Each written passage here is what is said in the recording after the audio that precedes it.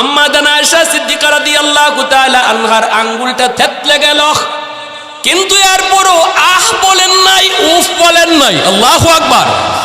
আমার নবীকে বলবেন, নবী গো আপনি উঠেন, আমার পা পড়ে গেছে, এতটুকু বলেন না। সাহায্য করেন। কিরিমিরি খায়া খায়া তিনি যন্ত্রণা সইতেছেন, নবীকে অজুর পানি দিতেছেন। হঠাৎ করে নবী দেখেন অজুর পানির সাথে রক্ত গড়ায় যায়। নবী বলতেছেন, আয়েশা এই রক্ত কোথা থেকে যায়? আম্মাজান বলতেছেন, নবী গো আমার আঙ্গুলটা আপনার জল চোখের নিচে পইরা ফাইটা রক্ত বের হইতেছে। নবী বলতেছেন, আয়েশা